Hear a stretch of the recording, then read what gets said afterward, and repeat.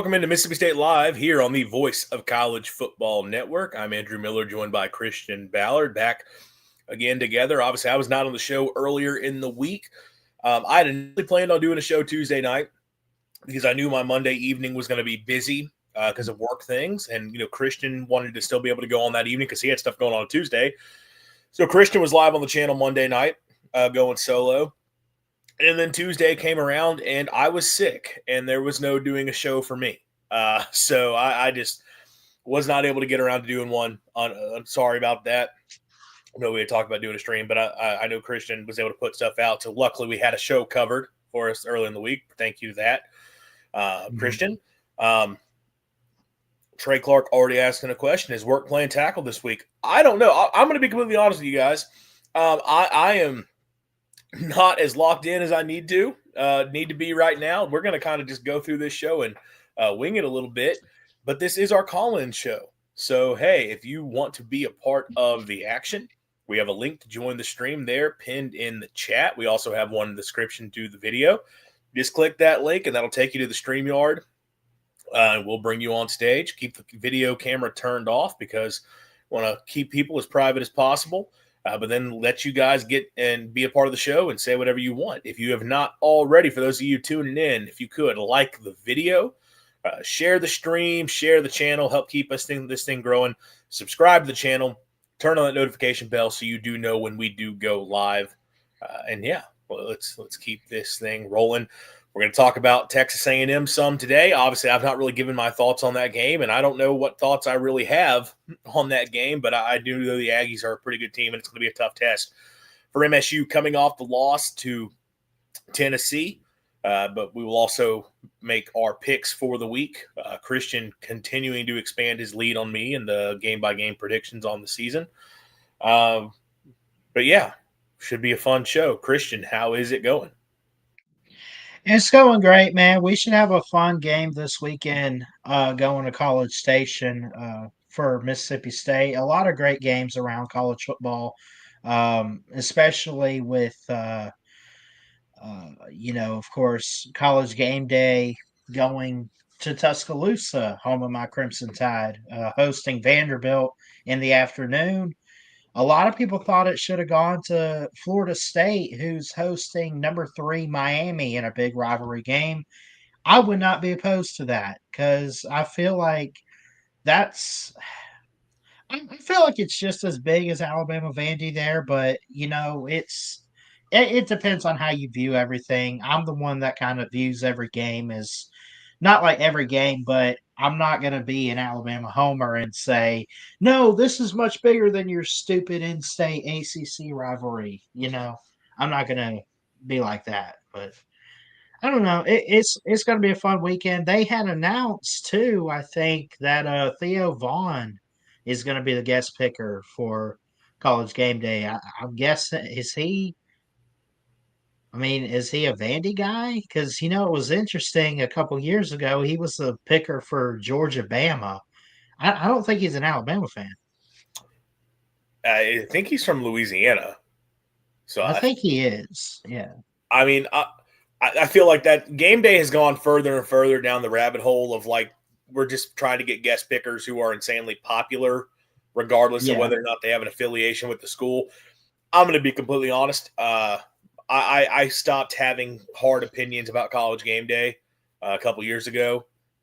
The show just doesn't do it for me the way that it used to. Yeah. I tend to think, yeah, I probably would have gone to Tallahassee. I get why they went to Tuscaloosa. Okay. And as for the guest picker stuff, I mean, Theo Vaughn is funny, and that's about as far as I'll go with it. Yeah. But, yeah, I mean, I don't know.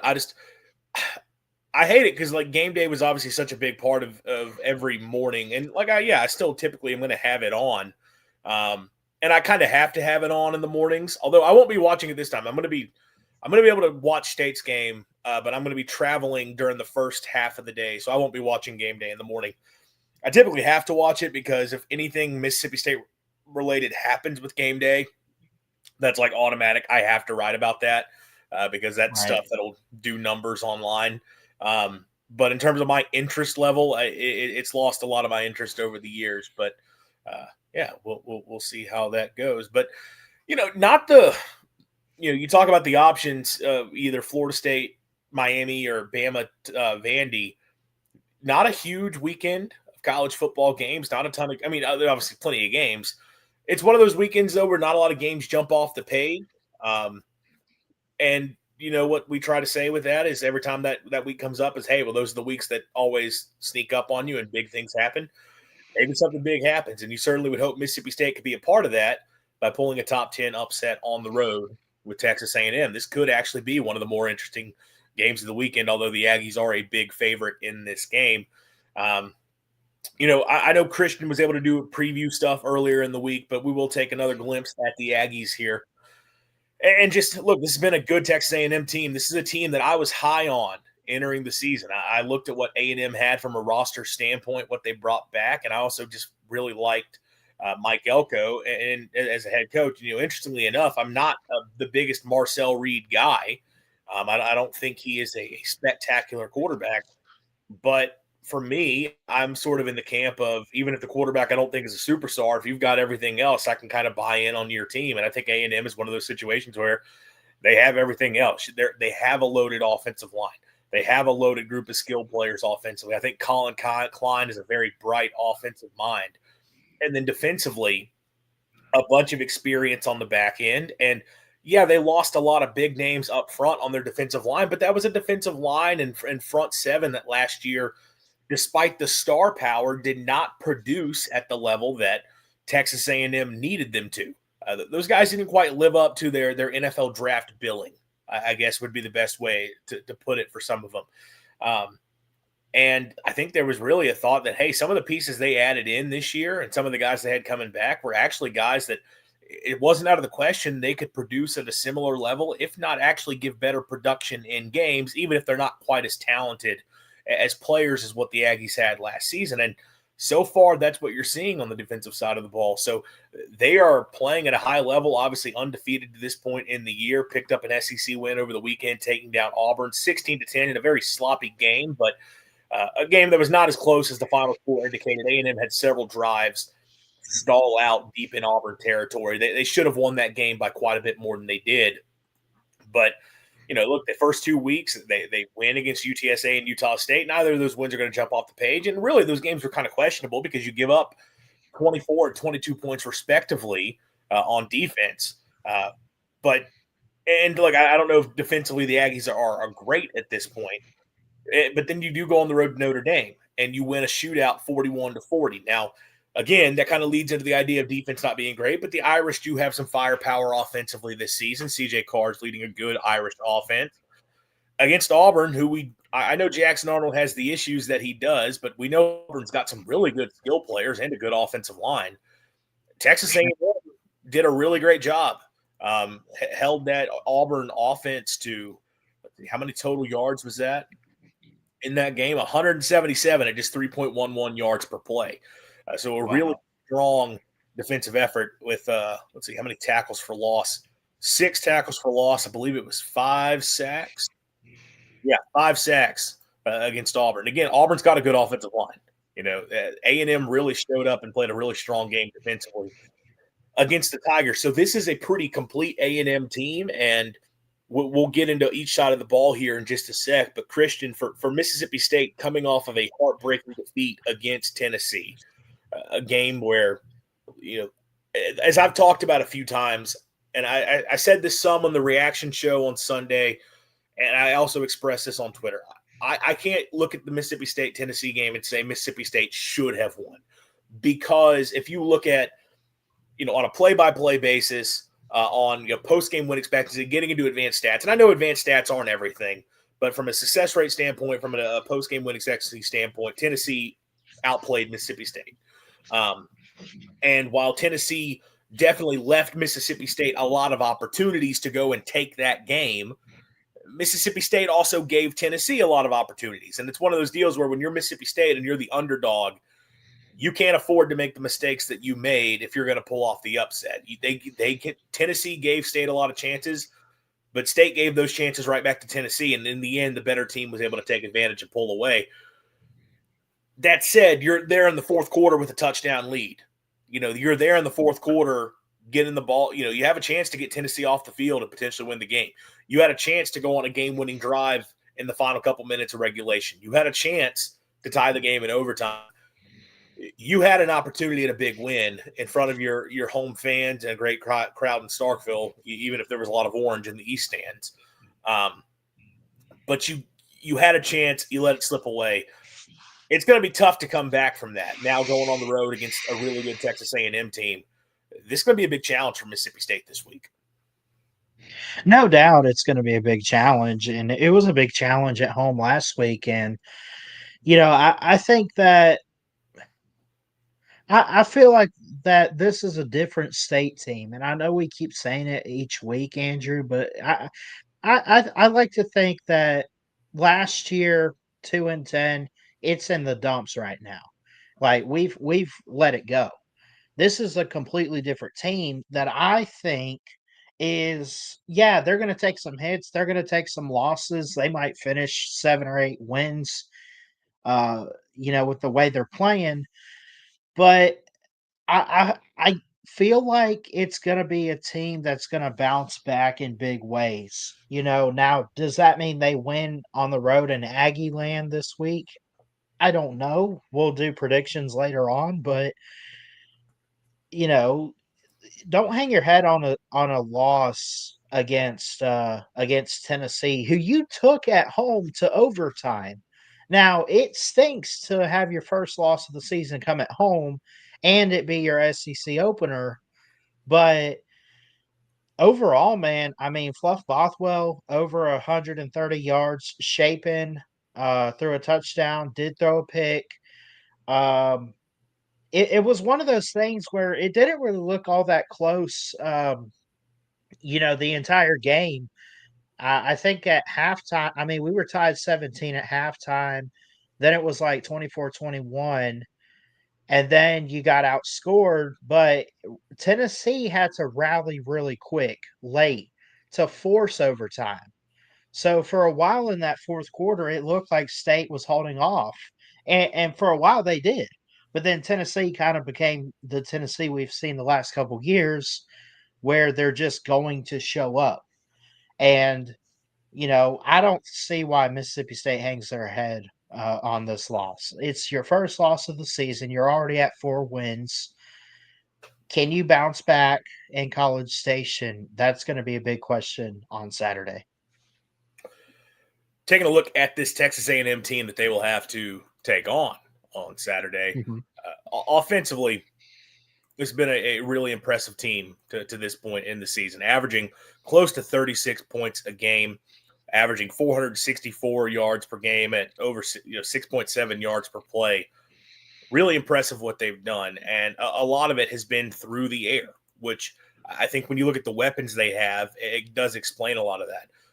Marcel Reed at quarterback. Like I said, I'm not the biggest Marcel Reed guy, but he is playing better this year. He's completing 60% of his passes, 269 yards a game. He's thrown 9 touchdowns, just 2 picks, close to 9 yards per attempt. It's been a good year for him, and they've hit the big plays, and a big part of that has been big play receivers. Mario Craver, Mississippi State fans obviously know him very well. 24 catches for 474 yards, averaging almost 20 yards of reception, 4 touchdowns on the season, 119 yards a game for Craver. He is having a very big year.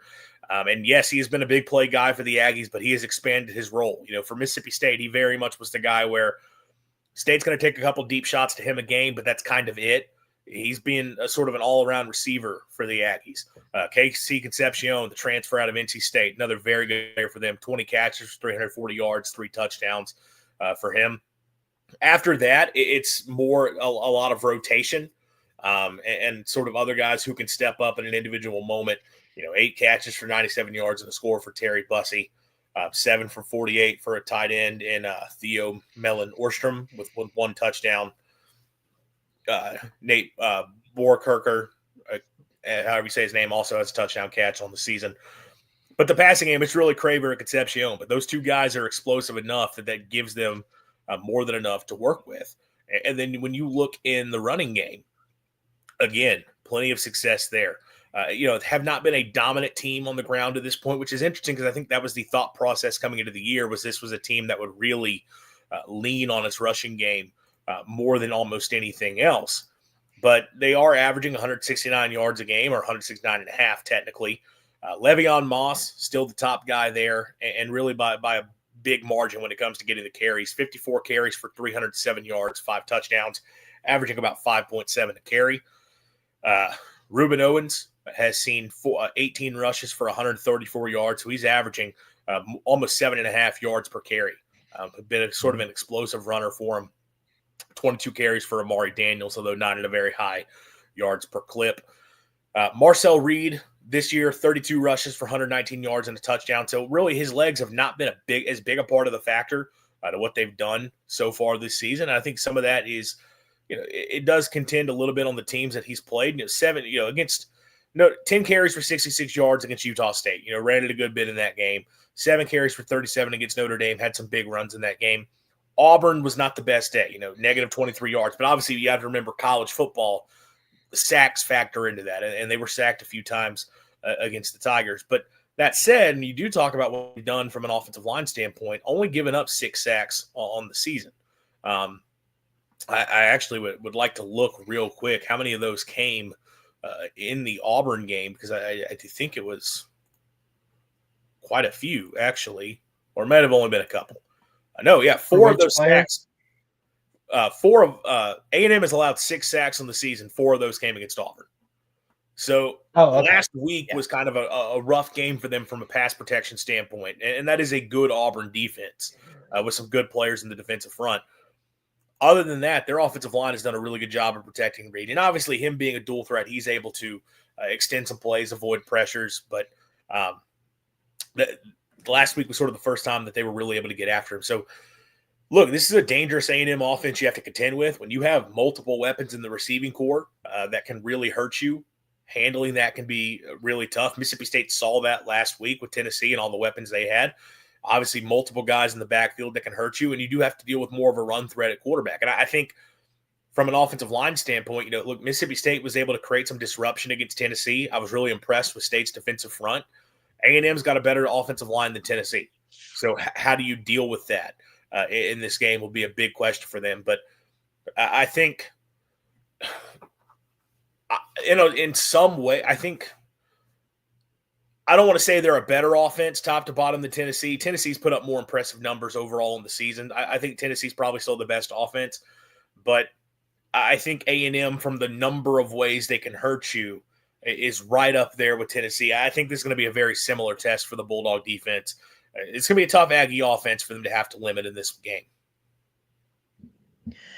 It is, and you mentioned how it could be a similar challenge than what they faced against Tennessee. I think that kind of comes with its advantages, not a full-on advantage for Mississippi State, but to have that experience that you just had, learn from your mistakes that you did make and transfer that over to this game. If you could clean some stuff up, we'll do predictions at the end of the show, but I don't see how this game gets. Well, I guess in a way it could get out of hand. Texas A&M could probably do what they want to do in this game. They're really good up front on both lines of scrimmage, offense and defense. And Mississippi State, we've seen kind of have its issues on both sides, but also be improved from a year ago. So I feel like this is going to be a game won in the trenches, and whoever can win up front, I think, can win this football game. Overall, I would say that,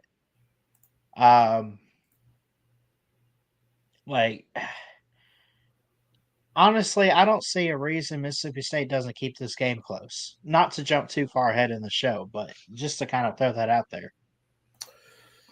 They're going to have a chance, but you're going to have to play a really good game for sure.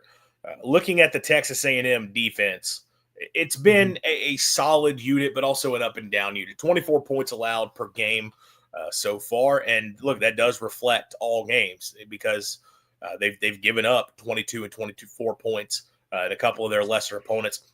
307 yards per game, 4.7 yards per play. Those are not numbers that are going to jump off the page. And again, like I said, Texas against Notre Dame, another good offense they faced in the non-con, gave up a lot, 40 points in that game and quite a few yards, 429 yards, over 6 yards of play for Notre Dame. Now, against an Auburn team that's got a lot of talent offensively, we know Auburn's offense has not been special to this point, but man, the receivers they have and with what they have at offensive line, they've got some talent at running back.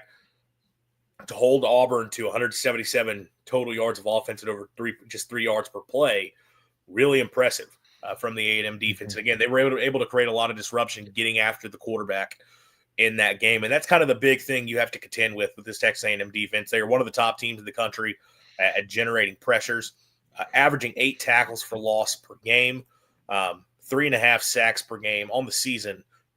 10 different players have recorded a sack for the Aggies at this point, led by Cassius Howell with 4. Now, 3 of those sacks did come in one game, I believe, against Utah State, but he did have a sack against Auburn. Linebacker Damian Stanford has two sacks, 1 for Scooby Williams, 1 for Torian York, 1 for Dayon Hayes, who's another good defensive end for them, and several other players with 1. So have a lot of guys who are able to get after the quarterback and generate pressure, and that's kind of the big thing you have to contend with when you face this team. Against the run, it's kind of been an up and down season for them so far.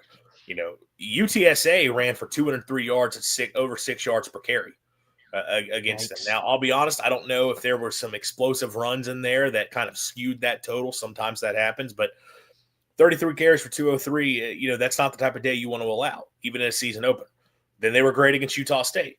Notre Dame, it was kind of a solid day. Notre Dame ran the ball for 136 yards at about 3.5 yards per carry, but they held Jeremiah Love to just over 4 yards a rush, and that's Jeremiah Love, who's one of the very best running backs in the country.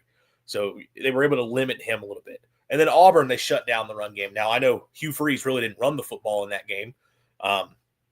Auburn's running backs just didn't get touches in that game for whatever reason. But still, it's been an up and down season for Texas A&M from a run defense standpoint. And I do think Mississippi State, we saw it against Tennessee. Tennessee's been a good run defense team, but State was able to find some success running the football. We'll see how that translates over. Fluff Bothwell to this point has proven that he can find ways to make things happen even when the protection up in front of him has not been the best. But this is not an A&M team that you can run on super well. Again, there's some good players in that defensive line. Torian York and Scooby Williams at linebacker are 2 very good players to have to contend with. So it will be a little bit of a challenge. In the secondary, when it comes to pass defense, solid. 190 yards per game, about 58% completion percentage, 5.8 yards per attempt is very good. They've only picked off 1 pass, though. Given up 5 touchdowns, just 1 interception. So they've not been a defense that has forced a ton of turnovers to this point. That's kind of one of the knocks on them so far here early in the season. But they also have not been getting lit up through the air, I say that. I don't know why I said that. From a yards per attempt standpoint, I was looking at the wrong. Sorry, I clicked the wrong thing. They've had, I apologize. 3, I knew I'd looked at this right. 3 of the games, A&M defensively has done a pretty good job defending the pass. Those being UTSA, Utah State, and Auburn. Against Notre Dame, CJ Carr had a really big day. Completed 62.5% of his passes for 293 yards with a touchdown. Did throw an interception, but 9.2 yards per attempt is really, really solid. So against one of the better quarterbacks they have seen to this point, because obviously Jackson Arnold just has not played well for Auburn, although Auburn is the best receivers they've seen. But against the best quarterback they've seen, that guy was able to have a pretty big day through the air against the Aggies. And when you look at the guys within their secondary, not a lot of guys who are just putting up huge numbers, but Will Lee is a very good cornerback for them. Marcus Ratliff, safety, is a good player. Des Ricks at the opposite corner spots, a talented player. And they've got experience. They got a lot of guys back in the secondary who played a lot for them last year. So, and having a veteran secondary is certainly something you can lean on. I think there's opportunities for Mississippi State against this A&M defense. We've seen teams be able to have success against the Aggies. It's just a question of whether or not the Auburn game was a turning point. Here's the question. Was the Auburn game a turning point for the A&M defense? And is Mississippi State going to be able to build off what they've done so far on the road against Texas A&M, coming off a tough loss Those are kind of the big questions going into this. But look, A&M has had a defense that if you can execute, you can put some points on the board. But State's definitely going to have to play a clean game. And the big thing, unlike what Auburn did, they're going to have to protect their quarterback if they're going to have a chance. And I think the opportunity to do that is there. I really believe in what this offensive line can become this season. And I know we're pretty much at the halfway point, or we will be next week through 6 games or whatever. But, look, going into the season, you and I have talked quite a bit about this offensive line. You have big bodies up front. It's just a matter of how you want to use them, the rotation and everything. Overall, my assessment would be that it's more than okay, but it's not excellent. I think it's good enough, at least to a point where, they got big boys out there on the field and they're giving everything they got against these strong SEC defenses.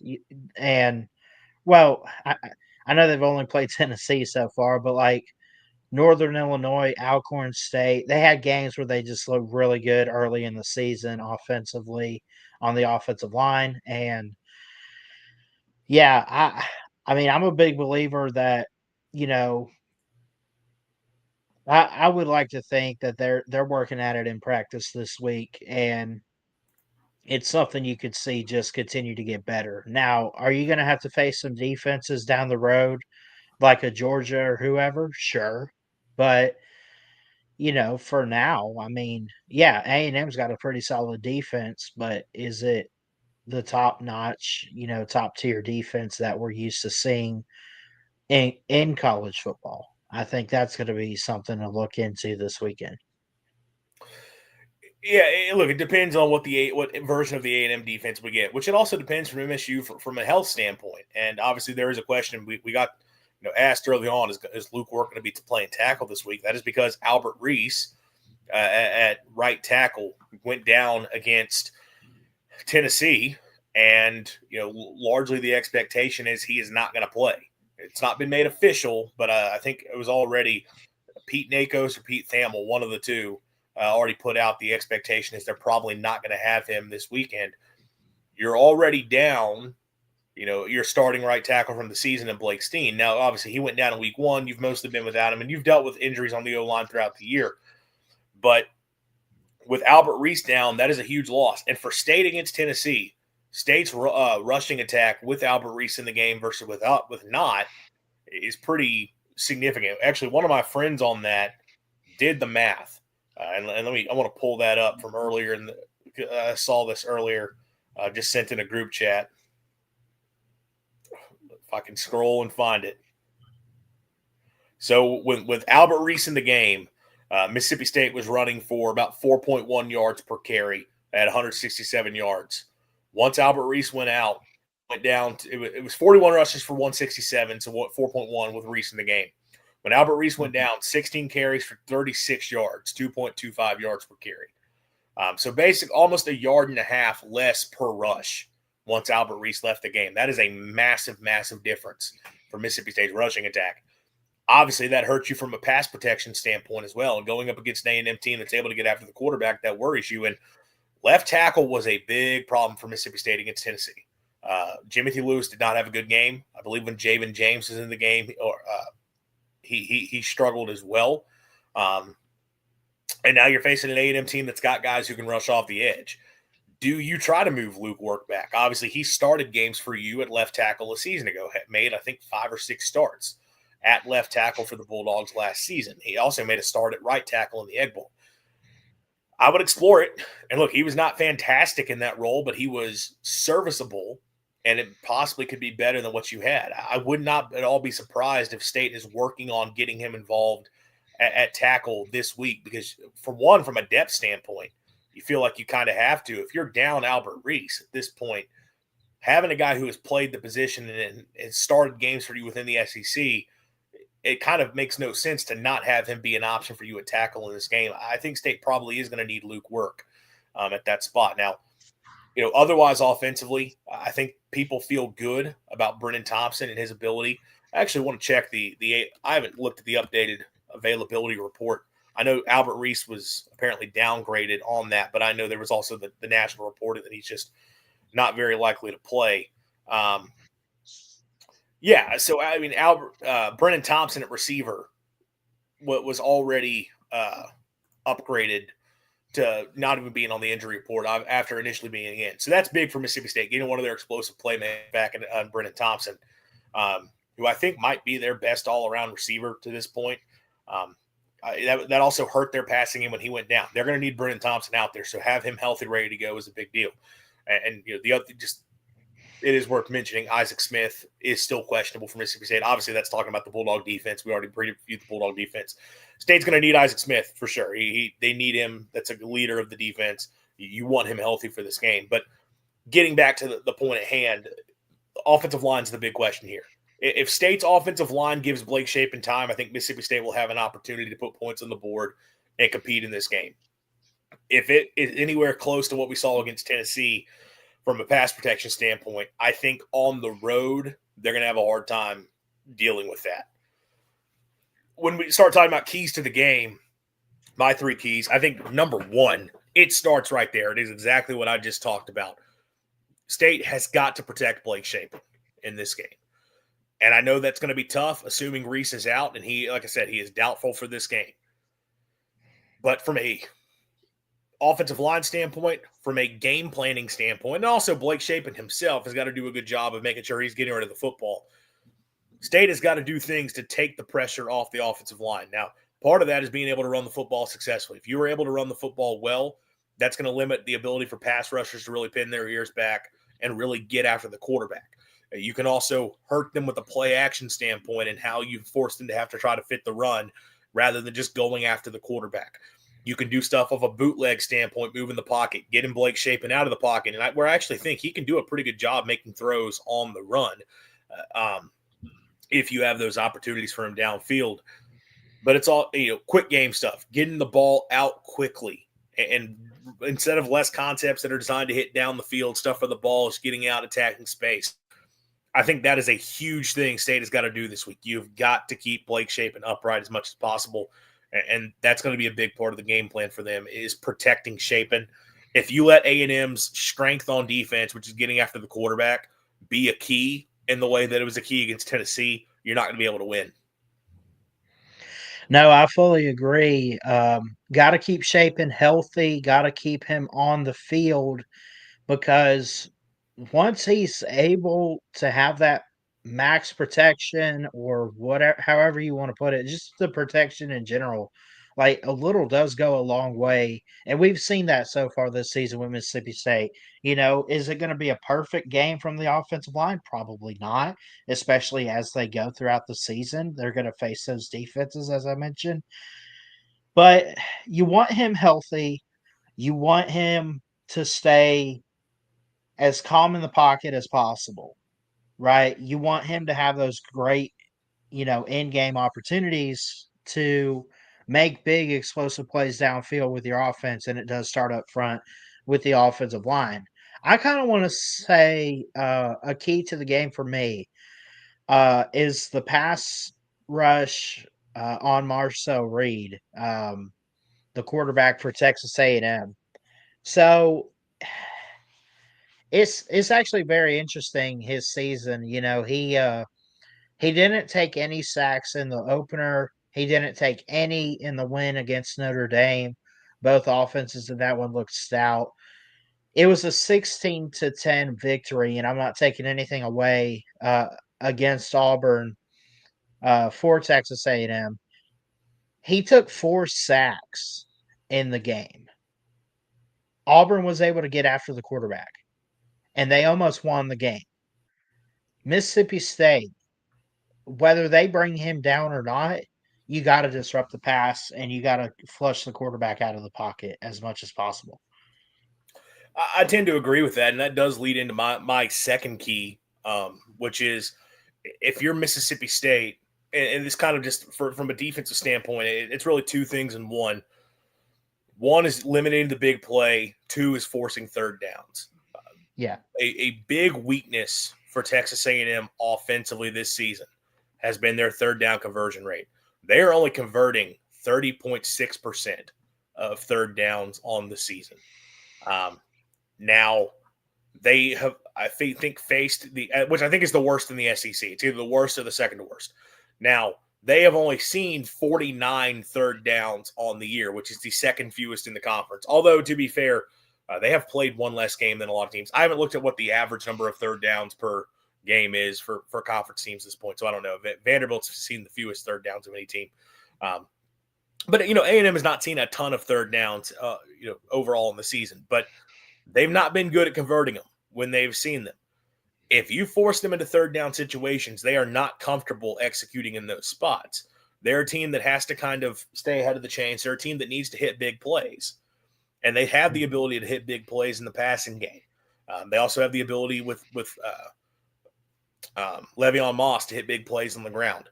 But if you're State, you cannot let those big plays get you. And, I look back, again, I go back to the Tennessee game, and in no way, shape, or form am I suggesting what State did defensively didn't work, because State ultimately did enough on defense. Excuse me. State ultimately did enough on defense to be able to win that game. But Tennessee being able to hit the number of big plays they did really came back to is really what kept Tennessee in that game. And that's what kept the Tennessee offense alive, was that they were able to continually hit big plays down the field. And that's what let them move the ball, and that's what gave them enough chances. I think if you're letting A&M hit big plays, especially playing at home, that's just going to work further against you. You have to limit the big plays. You cannot let Mario Craver and Kevin Concepcion, go beat you downfield and just be running free. You can't let Le'Veon Moss turn a short gain and do a big run because of a couple broken tackles.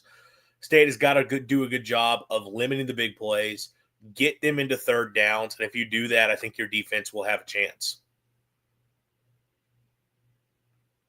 Yeah. This is a Mississippi State defense that we've talked about quite a bit, in different ways. But I feel like what we've seen so far is, and this was part of it last week with Tennessee, was the big plays. You can't have too many of them. Heck, it'd be great if you could not give a penny. Are you going to give up some points in this game? Sure. It happens. It's the SEC. It's what, teams want to go out and compete. They want to score. But I feel like with the big plays, it's limiting that against Texas A&M this week for State's defense. Final key for me, Mississippi State's got to play a clean game here. And that means protect the football and do not commit penalties. And the reason is because Texas A&M is a team that will commit penalties, and they're not turnover prone. I won't sit here and say the Aggies are a turnover prone team, but they're not a team that forces a ton of turnovers. They don't naturally give themselves – they do have a negative turnover margin on the season, but it's more a product of the fact that they don't force a lot of turnovers. So what I'm getting at here, Mississippi State is is the second most – well, in terms of penalty yardage, Mississippi State is the worst in the SEC at 85.4 yards per game, with Texas A&M at 14th at 77.3. Now, in terms of number of penalties committed per game, the Aggies are 9.5 to 9.4 an advantage over Mississippi State. So in terms of number of penalties, the Aggies are the most penalized team in the SEC per game. Mississippi State right behind them. State cannot commit those mistakes.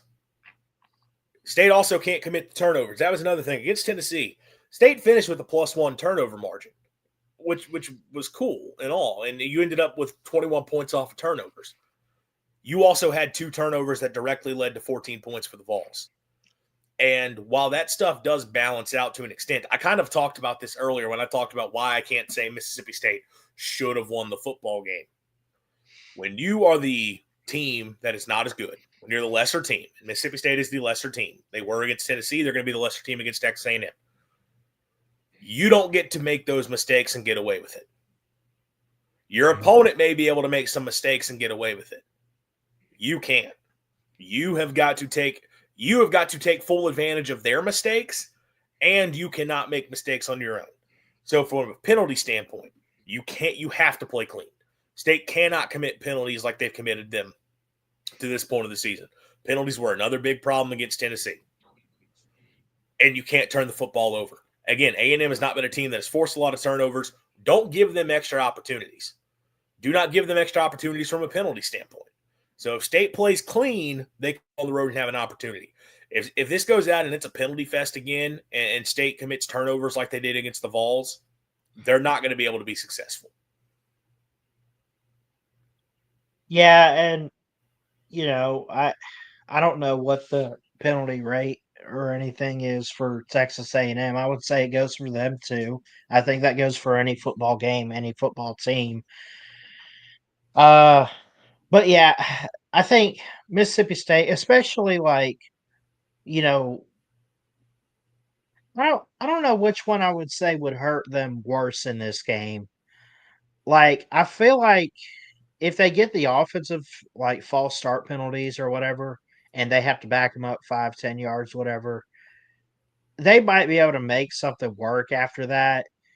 I would say I'm more worried about the defensive holding, the pass interference, anything crazy on defense.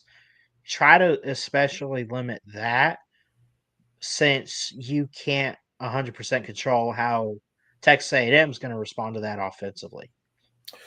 I don't think they can afford either. Because I think if Yeah. State get offensively, you get a false start where it's like, oh, it's just 5 yards. State has not been good in long yardage. When they get in situations where they get behind the chains, they've not done a good job of responding to that. Defensively, you're right. No, like those types of mistakes, you're just giving the offense more chances. You're just giving the offense more opportunities to come and hurt you. And for State defense, for as improved as they are, they're not to the point where they're going to be able to play lockdown for an entire game. If the other team gets more and more opportunities, they're going to be able to take advantage. So State's got to play a clean game between penalties and protecting the football.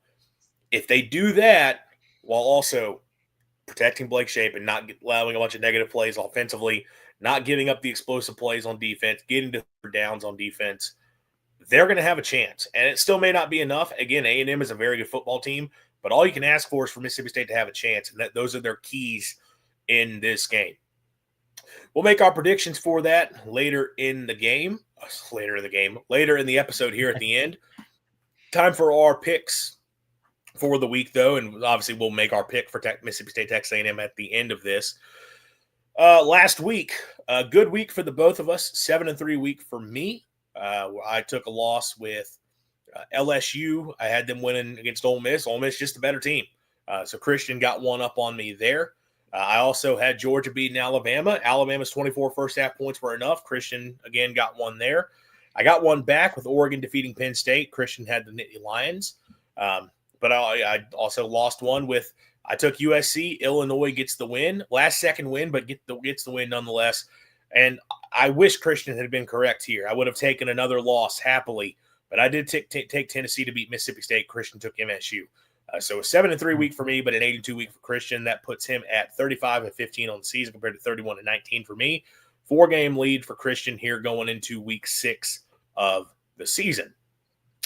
As we alluded to earlier, not the most impressive slate in terms of high-profile games. We do have a few of them, but we also have a lot of games that could get interesting, potentially, and could be some fun matchups. And obviously, look, it's a weekend of college football. We're not going to complain either way. We'll start off with our SEC matchups, which, again, there's really not a lot of them this week.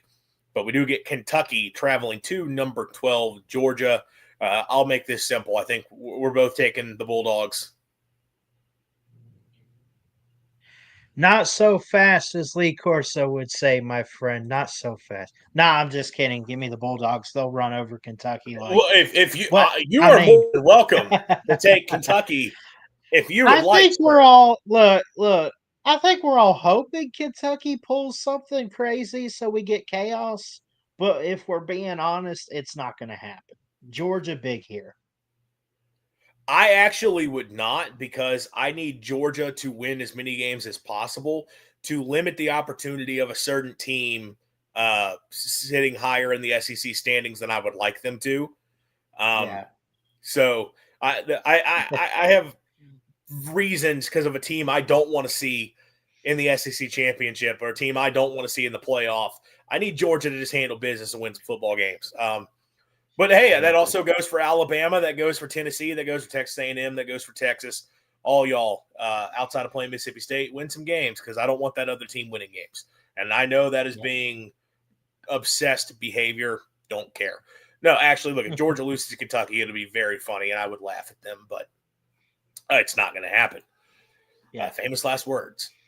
Number 9, Texas goes on to the road to the Swamp. This one could be interesting because it's two teams that have very good defenses, two teams that have very questionable offenses.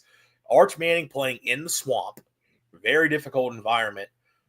I'll go and make my pick because, I do want to try to go through these a little bit quicker than we normally do. I'll take Texas because I'm just not putting any sort of faith in Billy Napier at this point.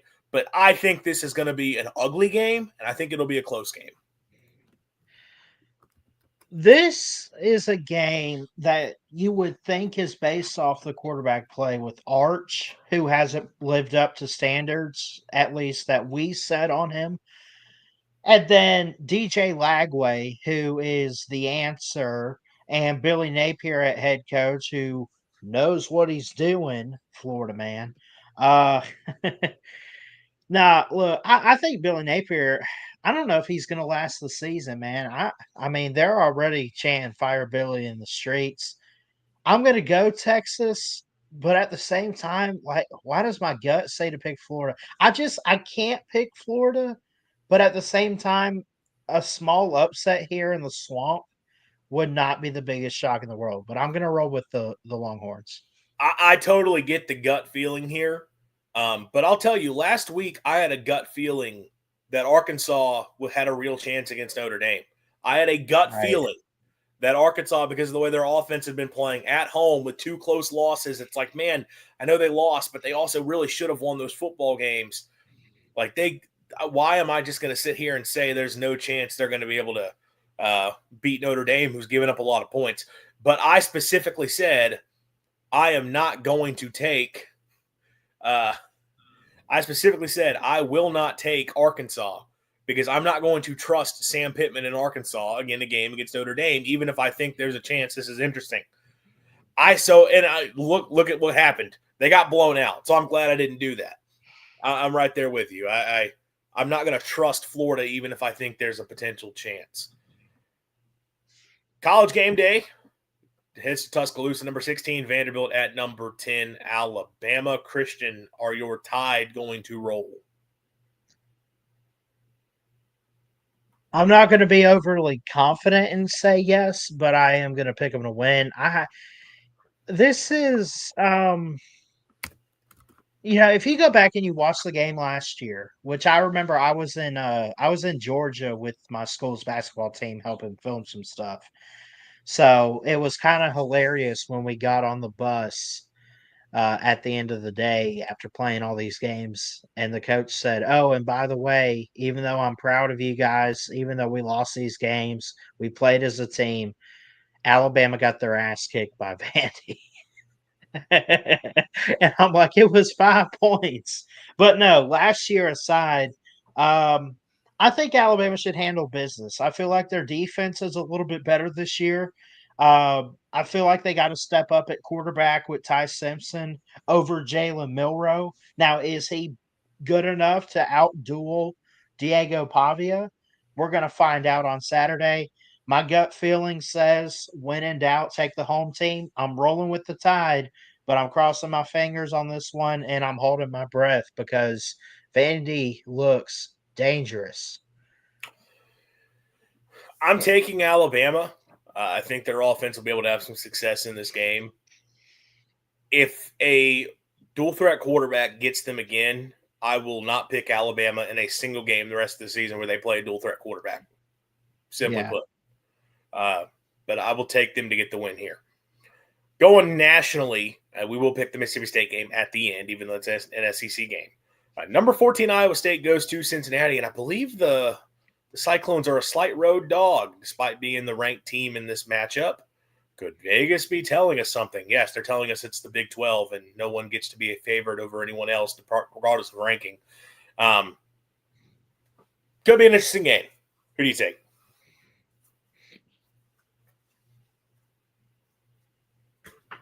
Um, I think this is a trap game. I don't expect teams like Iowa State. Like, yeah, they look good now, and they might finish the season in the playoffs or something. They got to take a loss somewhere. I look at the rest of their schedule. Uh, I mean, you could overlook this game because you got to go to Colorado next Saturday. That's what makes this so interesting. They did struggle against Arkansas State. They're always going to play close. I'm not going to say struggle against Iowa. Uh, yeah, I'll go with the Cyclones, but nothing would surprise me here. I mean, it is what it is. Cincinnati actually looks like a pretty decent team right now, and especially at home so far. Yeah, I'll take Cincinnati. I was going to pick the Oh, opposite of whatever you took there because okay, I don't have a good feel on it. So I need to find a way to potentially make up a game somewhere along the way. Yeah. okay, So I'll take Cincinnati. I don't like trusting Scott Satterfield, but yeah. I'll take the Bearcats. They're not a bad football team. Um, Boise State on the road at number 21 Notre Dame. Look, Marcus Freeman. I know Boise is not last year's Boise. We saw that in week one. But Marcus Freeman always tends to struggle with a G5 team. That's just a thing that his teams tend to do. Is there any chance the Broncos pull an upset? I think there's a chance. I don't. This Notre Dame team has not looked impressive this year.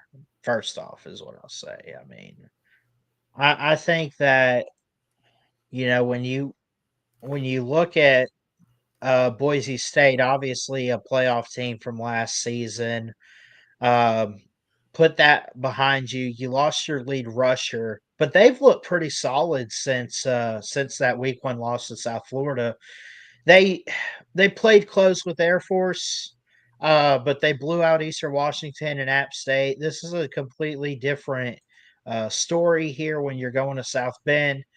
Not a night game, so that's something. It probably won't be as too big a crowd. I mean, it might be a big crowd, but there's I feel like with places like South Bend and Notre Dame, there's something different at night. Final answer here, I'm gonna take Notre Dame, but I feel like Boise State could come in here and give them some trouble. The spread is 20.5. I would take Boise in the points if I were you. I feel like it'd be a little closer, even if it's like 17 points, but 21-point margin for Notre Dame to cover. Why do I feel like that's a bit much? But they'll get the victory. I'll also take the Irish. I mean, I still think I don't think they're great. Their defense has not impressed me, but I'll take them to get the win at home against Boise. Washington Mhm. at Maryland. Uh, Ooh, Technically a this will be battle of fun. Washingtons in it's kind of a way. Not Yeah. quite. I don't know how close College Park is to Washington. Honestly, I don't. Um, but yeah, cross country battle here. Um, Huskies coming off a loss to Ohio State where they just got completely shut down. Now you got the body clock game going on the road. I don't know what time this thing kicks off, but Maryland. 3:30. Okay, so it's not the worst body clock game, but still, uh, Yeah. Maryland have a quarterback. Could be potentially excited about moving forward. Could be an interesting game. Christian, who do you take? I'm gonna go with the Terps here. I like Washington so far this season too. They're 3-1, but they're 0-1 in Big Ten play. When you look at them coming off a tough loss to Ohio State, I expect them to look a little bit better this week. I don't know about a score or anything, but Maryland actually looks pretty dangerous right now on both sides of the ball. But Malik Washington, where have I heard that? Is that the same Malik Washington that's been around for a while in college football? No, he's like a freshman. I know that name somewhere else. Anyway, he looks so good, dude. I mean, he's already over 1,000 yards. He's got 8 touchdowns, only one pick.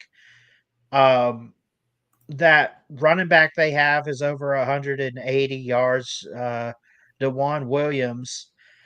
I could keep going with Maryland, man. They just look so good right now. Now, I'm not going to hype them up to make a Big Ten title or anything, but I also would not say that they need to lose before I pick them to lose.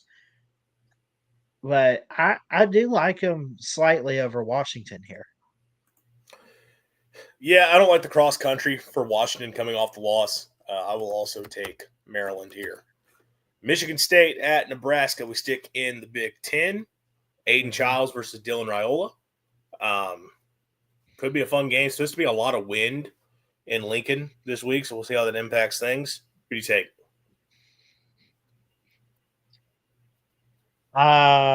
Nebraska and who you said? Michigan State. Oh, and it's in Lincoln.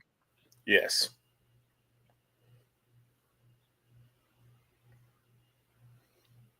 Maybe Michigan State. I'm feeling I'm feeling the Spartans this week. I like them so far this year, and I think that they think they're off to a hot start. I think Nebraska is too, but something's got to give this weekend. I'm gonna go with the Spartans. I'll take Nebraska at home. I think they're All right. a good team. So, Yeah. an ACC matchup, two prestigious academic institutions, Duke at Cal. Speaking of cross-country games, late night action could be a lot of fun. Interesting quarterbacks in this one with the kid for Cal and then also Darian Mensah at Duke. Could be a lot of points on the board. Should be a fun game. Who do you take?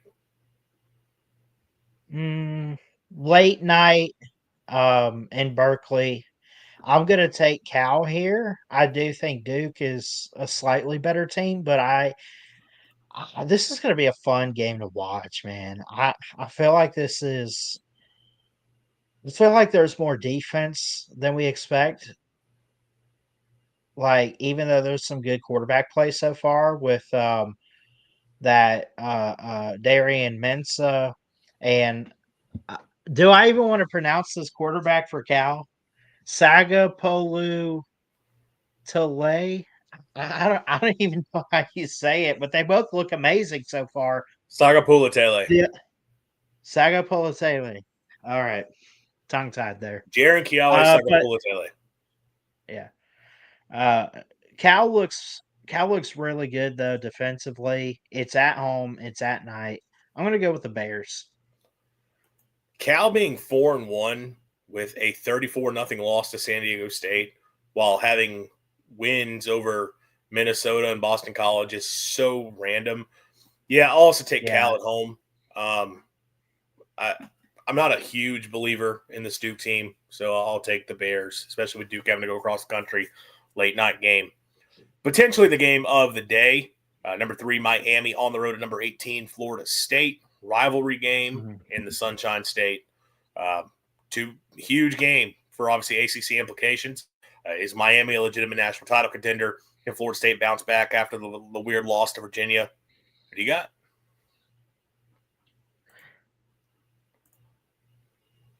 Big rivalry game in the ACC. Florida State still looks pretty good, even though they took a tough loss last week in double OT last Friday night. Miami coming off a win over Florida, a win over USF, who beat Florida. They beat my Notre Dame in week 1. I mean, they've just had some really good wins. Also had a lot of good defense, if anything. This is tough, especially it being a big rivalry game, dude. Like, it's so hard to pick these. Like, first team that comes to mind, I'm gonna roll off my tongue Miami. So just put me down for Miami, but I would not be surprised if they take their first loss of the season here. Yeah, I think it'll be a good game. I'm also going to take the Canes, though, and that's not because Florida State lost to Virginia. I get it. Friday night, road game, weird things happen. I just think Miami's the better team.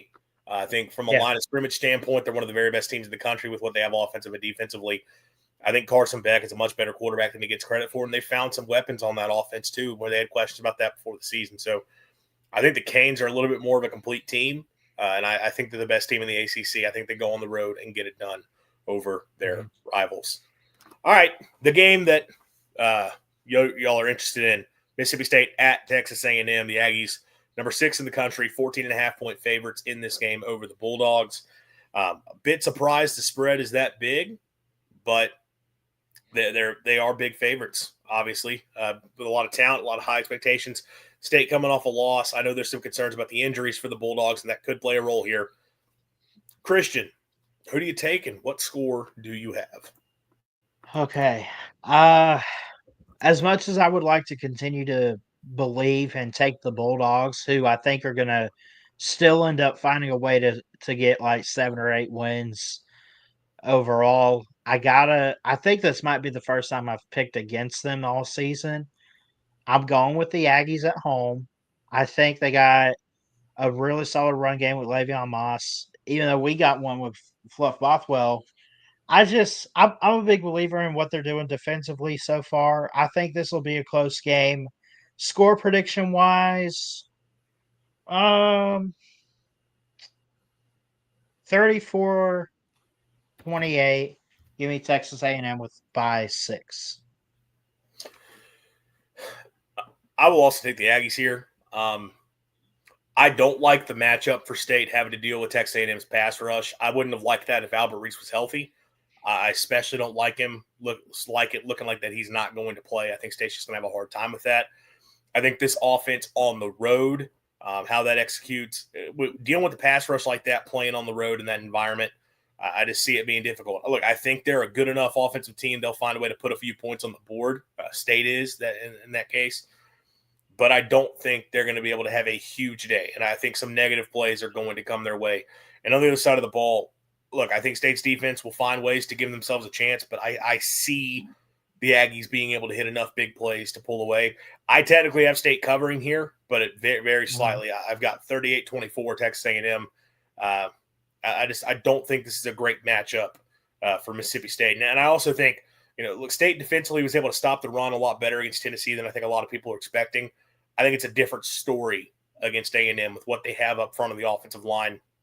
I think, that was kind of a big key against Tennessee. Was State was able to do such a good job of generating pressure and limiting the run game that they were able to create those negative plays, and it was the explosive plays that sort of kept A&M in it.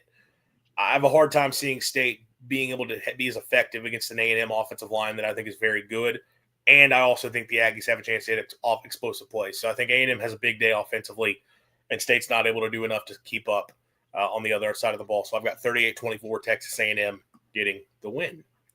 Hopefully, both of us are wrong so that we can come back here Saturday night and be talking about a Bulldogs victory. But, we'll see how it goes. It's a tough turnaround going on the road against a really good A&M team coming off that loss to Tennessee. But we'll see if the Bulldogs can at least make this a competitive game. And, look, maybe they can find a way to go on the road and get a win. It's not like Texas A&M is fully past the point of not being able to fall victim in a game where they just don't show up and play well. It is still Texas A&M after all.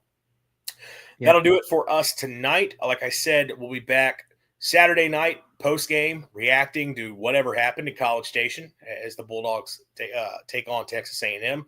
And then next week, I would imagine we're back to our normal schedule of Mondays and Thursdays here on the channel. Which, of course, next week is Mississippi State's bye week. Okay. We may change plans on that. I started talking like it was a normal week. Don't know if we'll do 2 shows next week. It may just be a 1-show week. I'm not saying for sure. Maybe we do 2 shows. Maybe we do 5 shows. Maybe we do, 2 shows a day, put 10 up. I'm just saying random things at this point. Obviously, we're not going to do all that. We haven't made our plans for next week. We'll figure out what is the best course of action.